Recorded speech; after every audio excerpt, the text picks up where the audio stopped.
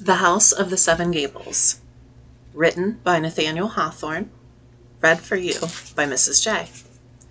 Chapter 3, The First Customer.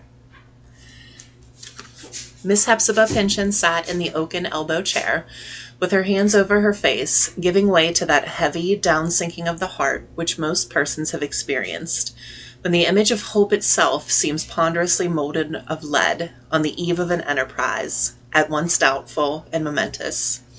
She was suddenly startled by the tinkling alarum, high, sharp, and irregular, of a little bell. The maiden lady arose upon her feet, as pale as a ghost at cock-crow, for she was an enslaved spirit, and this the talisman to which she owed obedience. This little bell, to speak in plainer terms, being fastened over the shop door, was so contrived to vibrate by means of a steel spring, and thus convey notice to the inner regions of the house when any customer should cross the threshold. Its ugly and spiteful little din, heard now for the first time, perhaps, since Hepzibah's periwigged predecessor had retired from trade, at once set every nerve of her body in responsive and tumultuous vibration. The crisis was upon her. Her first customer was at the door. Without giving herself time for a second thought, she rushed into the shop, pale, wild, desperate in gesture and expression, scowling portentously, and looking far better qualified to do fierce battle with a housebreaker than to stand smiling behind the counter, bartering small wares for a copper recompense. Any ordinary customer, indeed, would have turned his back and fled. And yet there was nothing fierce in Hepzibah's poor old heart, nor had she at the moment a single bitter thought against the world at large, or one individual man or woman. She wished them all well, but wished, too, that she herself were done with them, and in her quiet grave. The applicant, by this time, stood within the doorway. Coming freshly, as he did, out of the morning light, he appeared to have brought some of its cheery influences into the shop along with him. It was a slender young man, not more than 21 years old, with rather a grave and thoughtful expression for his years, but likewise a springy alacrity and vigor. These qualities were not only perceptible physically in his make and motions, but made themselves felt almost immediately in his character. A brown beard, not too silken in its texture, fringed his chin, but as yet without completely hiding it. He wore a short mustache, too, and his dark, high-featured countenance looked all the better for these natural ornaments. As for his dress, it was of the simplest kind: a summer sack of cheap and ordinary material, thin checkered pantaloons, and a straw hat, by no means of the finest braid. Oak Hall might have supplied his entire equipment. He was chiefly marked as a gentleman, if such, indeed, he made any claim to be, by the rather remarkable whiteness and nicety of his clean linen. He met the scowl of old Hepzibah without apparent alarm, as having heretofore encountered it and found it harmless.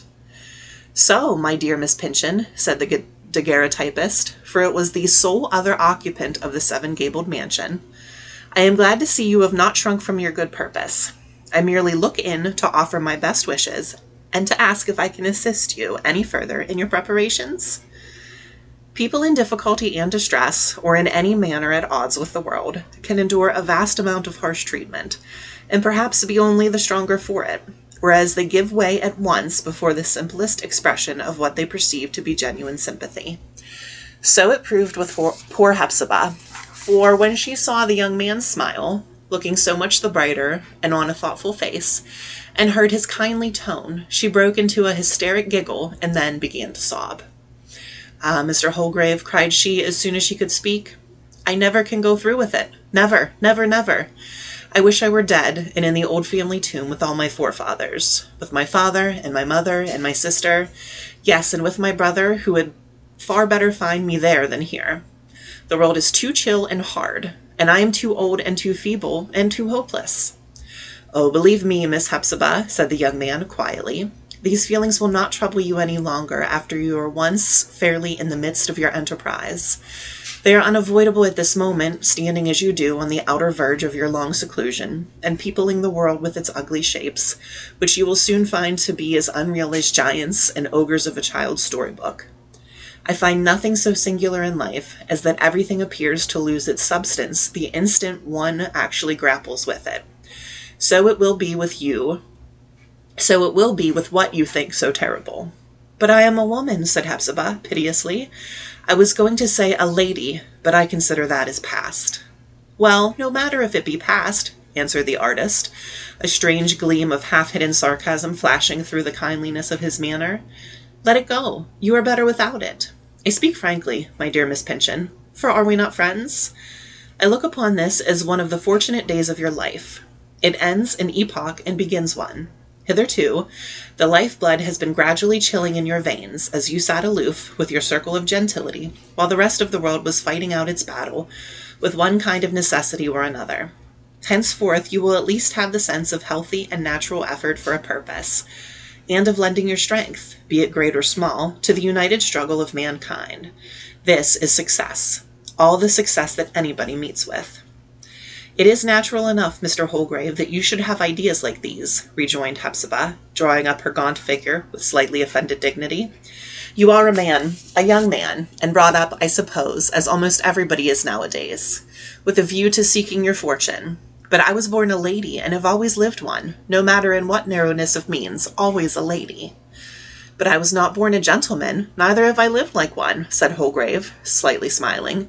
So, my dear madam, you will hardly expect me to sympathize with sensibilities of this kind, though, unless I deceive myself, I have some imperfect comprehension of them. These names of gentleman and lady had a meaning in the past history of the world, and conferred privileges, desirable or otherwise, on those entitled to bear them. In the present, and still more in the future condition of society, they imply not privilege, but restriction. These are new notions, said the old gentlewoman, shaking her head. I shall never understand them, neither do I wish it. We will cease to speak of them then, replied the artist, with a friendlier smile than his last one. And I will leave you to feel whether it is not better to be a true woman than a lady. Do you really think, Miss Hepzibah, that any lady of your family has ever done a more heroic thing, since this house was built, than you are performing in it today? Never. And if the Pyncheons had always acted so nobly, I doubt whether the old wizard Mall's anathema, of which you once told me, would have had much weight with Providence against them. Ah, no, said Hepzibah, not displeased at the solution, or to the sombre dignity of an inherited curse. If old Mall's ghost, or a descendant of his, could see me behind the counter today, he would call it the fulfillment of his worst wishes. But I thank you for your kindness, Mr. Holgrave, and will do my utmost to be a good shopkeeper. Pray do, said Holgrave, and let me have the pleasure of being your first customer. I am about taking a walk on the seashore, before going to my rooms, where I misuse heaven's blessed sunshine by tracing out human features, through its agency. A few of those biscuits, dipped in seawater, will be just what I need for breakfast. What is the price of half a dozen? Let me be a lady a moment longer, replied Hepzibah, with a manner of antique stateliness to which a melancholy smile led a kind of grace. She put the biscuits into his hand, but rejected the compensation. A Pyncheon must not, at all events under her forefather's roof, receive money for a morsel of bread from her only friend. Holgrave took his departure, leaving her, for the moment, with his spirits not quite so much depressed. Soon, however, they had subsided to their former dead level. With a beating heart, she listened to the footsteps of early passengers, which now began to frequent along the street. Once or twice they seemed to linger. Those strangers, or neighbors as the case might be, were looking at the display of toys and pretty commodities in Hepzibah's shop window. She was doubly tortured, in part with a sense of overwhelming shame that strange and unloving eyes should have been the privilege of gazing, and partly because the idea occurred to her, with ridiculous importunity, that the window was not arranged so skilfully, nor nearly to so much advantage as it might have been. It seemed as if the whole fortune or failure of her shop might depend on the display of a different set of articles, or substituting a fairer apple for the one which appeared to be specked. So she made the change, and straightway fancied that everything was spoiled by it, not recognizing that it was the nervousness of the juncture, and her own native squeamishness as an old maid, that wrought all the seeming mischief. Anon there was another encounter, just at the doorstep betwixt two labouring men, as their rough voices denoted them to be. After some slight talk about their own affairs, one of them chanced to notice the shop window, and directed the other's attention to it. "See here," cried he, "what do you think of this? Trade seems to be looking up in Pyncheon Street." Well, well, this is a sight to be sure, exclaimed the other. In the old Pinchin house, and underneath the Pinchin elm? Who would have thought it? Old Maid Pinchin is setting up a scent shop. Will she make it go, do you think, Dixie? Said his friend. I don't call it a very good stand. There's another shop just around the corner. Make it go, cried Dixie, with a most contemptuous expression, as if the very idea were impossible to be conceived. Not a bit of it. Why, her face, I've seen it, for I dug her garden for her one year. Her face is enough to frighten old Nick himself, and if he ever's so great a mind to trade with her. People can't stand it, I tell you. She scowls dreadfully, reason or none, out of pure ugliness of temper. Well, that's not so much the matter, remarked the other man. These sour-tempered folks are mostly handy at business and know pretty well what they are all about. But as you say, I don't think she'll do much. This business of keeping scent shops is overdone, like all the other kinds of trade, handicraft, and bodily labor. I know it to my cost. My wife kept a scent shop 3 months and lost $5 on her outlay. Poor business, responded Dixie, in a tone as if he were shaking his head. Poor business. For some reason or other, not very easy to analyze, there had hardly been so bitter a pang in all her previous misery about the matter as what thrilled Hepzibah's heart on overhearing the above conversation. The testimony in regard to her scowl was frightfully important. It seemed to hold up her image wholly relieved from the false light of her self-partialities, and so hideous that she dared not look at it. She was absurdly hurt, moreover, by the slight and idle effect that her setting up shop, an event of such breathless interest to herself, appeared to have upon the public, of which these two men were the nearest representatives. A glance, a passing word or two, a coarse laugh, and she was doubtless forgotten before they turned the corner. They cared nothing for her dignity, and just as little for her degradation. Then, also, the augury of ill success, uttered from the sure wisdom of experience, fell upon her half-dead hope like a clod in a grave. The man's wife had already tried the same experiment and failed. How could the born lady, the recluse of half a lifetime, utterly unpracticed in the world, at 60 years of age, how could she ever dream of succeeding when the hard, vulgar, keen, busy, hackneyed New England woman was lost $5 on her little outlay? Success presented itself as an impossibility, and the hope of it as a wild hallucination. Some malevolent spirit, doing its utmost to drive Hepzibah mad, unrolled before her imagination a kind of panorama, representing the great thoroughfare of a city all astir with customers. So many and so magnificent shops as there were. Groceries, toy shops, dry goods stores, with their immense panes of plate glass, their gorgeous fixtures, their vast and complete assortment of merchandise, in which fortunes had been invested, and those noble mirrors at the farther end of each establishment, doubling all the wealth by a brightly burnished vista of unrealities. On one side of the street, this splendid bazaar, with a multitude of perfumed and glossy salesmen, smirking, smiling, bowing, and measuring out the goods. On the other, the dusky old house of the Seven Gables, with the antiquated shop window under its projecting story, and Hepzibah herself in a gown of rusty black silk, behind the counter, scowling at the world as it went by. This mighty contrast thrust itself forward as a fair expression of the odds against which she was to begin her struggle for subsistence. Success? Preposterous. She would never think of it again. The house might just as well be buried in an eternal fog, while all the other houses had the sunshine on them, for not a foot would ever cross the threshold, nor a hand so much as try the door. But at this instant, the shop bell, right over her head, tinkled as if it were bewitched. The old gentlewoman's heart seemed to be attached to the same steel spring, for it went through a series of sharp jerks in unison with the sound. The door was thrust open, although no human form was perceptible on the other side of the half-window.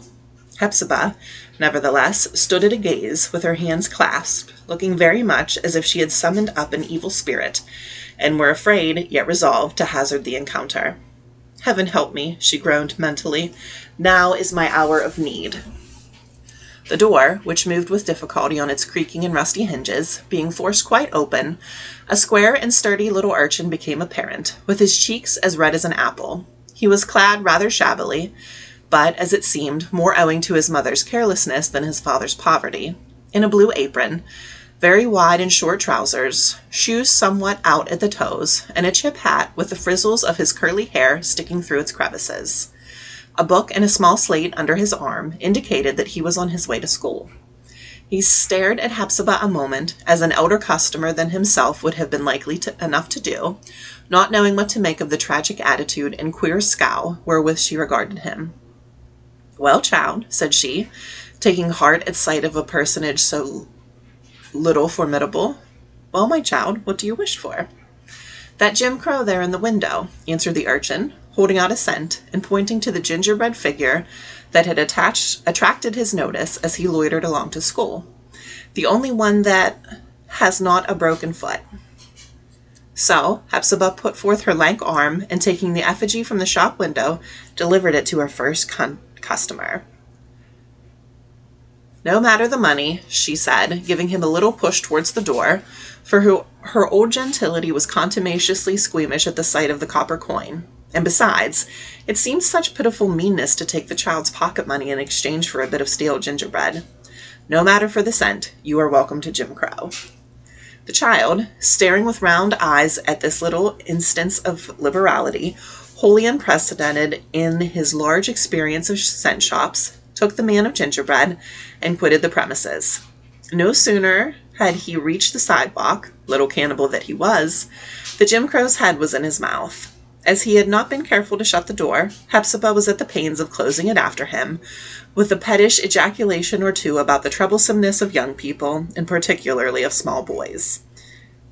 She had just placed another representative of the renowned Jim Crow at the window, when again the shop bell tinkled clamorously, and again the door being thrust open, with its characteristic jerk and jar, disclosed the same sturdy little urchin who, precisely 2 minutes ago, had made his exit. The crumbs and discoloration of the cannibal feast, as yet hardly consummated, were exceedingly visible about his mouth. "What is it now, child?" asked the maiden lady, rather impatiently. "Did you come back to shut the door?" "No," answered the little urchin, pointing to the finger that had just been put up. "I want that other Jim Crow." "Well, here it is for you," said Hepzibah, reaching it down, but recognizing that this pertinacious customer would not quit her on any other means so long as she had a gingerbread figure in her shop, she partly drew back and extended her hand. "Where is the cent?" The little boy had the cent ready, but, like a true-born Yankee, would have preferred the better bargain to the worse. Looking somewhat chagrined, he put the coin in Hepzibah's hand and departed, sending the second Jim Crow in quest of the former one. The new shopkeeper dropped the first solid result of her commercial enterprise into the till. It was done. The sordid stain of the copper coin could never be washed away from her palm. The little schoolboy, aided by the impish figure of the Negro dancer, had wrought an irreparable ruin. The structure of ancient aristocracy had been demolished by him, even as if the childish gripe had torn down the seven-gabled mansion. Now let Hepzibah turn the old Pynchon portraits with their faces to the wall, and take the map of her eastern territory to kindle the kitchen fire, and blow up the flame with empty breath of her ancestral traditions. What had she to do with ancestry? Nothing, no more than with posterity. No lady now, but simply Hepzibah Pynchon, a forlorn old maid and keeper of a cent shop. Nevertheless, even while she paraded these ideas somewhat ostentatiously through her mind, it is altogether surprising what a calmness had come over her. The anxiety and misgivings which had tormented her, whether asleep or in melancholy daydreams, ever since her project began to take an aspect of solidity, had now vanished quite away. She felt the novelty of her position, indeed, but no longer with disturbance or affright. Now and then there came a shrill of almost youthful enjoyment. It was the invigorating breath of a fresh outward atmosphere after the long torpor and monotonous seclusion of her life. So wholesome is the effort, so miraculous and the strength that we do not know of. The healthiest glow that Hepzibah had known for years had come now, in the dreaded crisis, when, for the first time, she had put forth her hand to help herself. The little circlet of the schoolboy's copper coin, dim and lustreless though it was in the small services which it had been doing here and there about the world, had provided a talisman, fragrant with good and deserving to be set in gold and worn next to her heart. It was as potent and perhaps endowed with the same kind of efficacy as a galvanic ring. Hepzibah, at all events, was indebted to its subtle operation, both in body and spirit, so much the more as it inspired her with energy to come to get some breakfast, at which, still the better to keep up her courage, she allowed herself an extra spoonful in her infusion of black tea. Her introductory day of shopkeeping did not run, however, without many and serious interruptions of this mood of cheerful vigor. As a general rule, Providence seldom vouchsafes to mortals any more than just that degree of encouragement, which suffices to keep them at a reasonably full exertion of their powers. In the case of our old gentlewoman, after the excitement of new effort had subsided, the despondency of her whole life threatened, ever and anon, to return. It was like the heavy mass of cloud, which we may often see obscuring the sky, and making a grey twilight everywhere, until, towards nightfall, it yields temporarily to a glimpse of sunshine. But always, the envious cloud strives to gather again across the streak of celestial azure. Customers came in as the forenoon advanced, but rather slowly. In some cases, too, it must be owned, with little satisfaction either to themselves or Miss Hepzibah, nor on the whole with an aggregate of very rich emolument to the till. A little girl sent by her mother to match a skein of cotton thread, of a particular hue, took one that the near-sighted old lady pronounced extremely like, but soon came running back with a blunt and cross message that it would not do, and besides was very rotten. Then there was a pale, care-wrinkled woman, not old, but haggard, and already with streaks of gray among her hair like silver ribbons, one of those women, naturally delicate, whom you at once recognize as worn to death by a brute, probably a drunken brute, of a husband, and at least 9 children. She wanted a few pounds of flour, and offered the money, which the decayed gentlewoman silently rejected, and gave the poor soul better measure than if she had taken it. Shortly afterwards, a man in a blue cotton frock, much soiled, came in and bought a pipe, filling the whole shop, meanwhile, with the hot odor of strong drink, not only exhaled in the torrid atmosphere of his breath, but oozing out of his entire system like an inflammable gas. It was impressed on Hepzibah's mind that this was the husband of the care-wrinkled woman. He asked for a paper of tobacco, and as she had neglected to provide herself with the article, her brutal customer dashed down his newly bought pipe and left the shop, muttering some unintelligible words which had the tone and bitterness of a curse. Hereupon Hepzibah drew up her eyes intentionally, scowling in the face of Providence. No less than 5 persons during the forenoon inquired for ginger beer or root beer or any kind of similar beverage, and, obtaining nothing of the kind, went off in an exceedingly bad humor. 3 of them left the door open, and the other 2 pulled it so spitefully in going out that the little bell played a very deuce with Hepzibah's nerves. A round, bustling, fire-ruddy housewife of the neighborhood burst breathless into the shop, fiercely demanding yeast, and when the poor gentlewoman, with her cold shyness of manner, gave her hot customer to understand that she did not keep the article, the very capable housewife took it upon herself to administer a regular rebuke. "A cent shop and no yeast," quoth she. "That will never do. Who ever heard of such a thing? Your loaf will never rise, no more than mine will to-day. You had better shut up the shop at once." "Well," said Hepzibah, having a deep sigh, "perhaps I had." Several times, moreover, besides the above instance, her ladylike sensibilities were seriously infringed upon by the familiar, if not rude, tone with which people addressed her. They evidently considered themselves not merely her equals, but her patrons and superiors. Now, Hepzibah had unconsciously flattered herself with the idea that there would be a gleam or halo or some kind of other about her person, which would ensure an obeisance to her sterling gentility, or at least a tacit recognition of it. On the other hand, nothing tortured her more intolerably than when this recognition was too prominently expressed.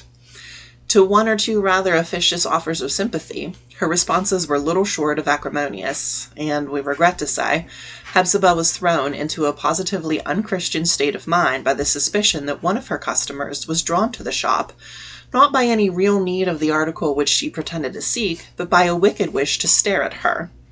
The vulgar creature was determined to see for herself what sort of figure a mildewed piece of aristocracy, after wasting all the bloom and much of the decline of her life apart from the world, would cut behind a counter. In this particular case, however mechanical and innocuous it might be at other times, Hepzibah's contortion of brow served her in good stead. "I was never so frightened in my life," said the curious customer, in describing the incident to one of her acquaintances. "She's a real old vixen, take my word for it. She says little, to be sure, but if you could only see the mischief in her eye." On the whole, therefore, her new experience led our decayed gentlewoman to very disagreeable conclusions as to the temper and manners of what she termed the lower classes, whom heretofore she had looked down upon with a gentle and pitying complaisance, as herself occupying a sphere of unquestionable superiority. But unfortunately, she had likewise to struggle against a bitter emotion of a directly opposite kind, a sentiment of virulence, we mean, towards the idle aristocracy to which she had so recently been her pride to belong. When a lady, in a delicate and costly summer garb, with a floating veil and graceful swaying gown, and altogether an ethereal lightness that made you look at her beautifully slippered feet to see whether she trod on the dust or floated in the air, when such a vision happened to pass through this retired street, leaving it tenderly and delusively fragrant in her passage, as if a bouquet of tea roses had been borne along, then, again, it is to be feared old Hepzibah's scowl could no longer vindicate itself entirely on the plea of nearsightedness. For what end, thought she, giving vent to that feeling of hostility, which is the only real abasement of the poor in presence of the rich? For what good end, in the wisdom of Providence, does that woman live? Must the whole world toil, that the palms of her hands may be kept white and delicate? Then, ashamed and penitent, she hid her face. "May God forgive me," said she. Doubtless God did forgive her, but taking the inward and outward history of the first half day into consideration, Hepzibah began to fear that the shop would prove her ruin in a moral and religious point of view, without contributing very essentially towards even her temporal welfare. That concludes Chapter 3. Please stay tuned for Chapter 4, A Day Behind the Counter. In the meantime, please be sure to like the video, subscribe to the channel, and share it with your audiobook friends to help me be able to read more books to you. Until next time, have a great day and happy reading.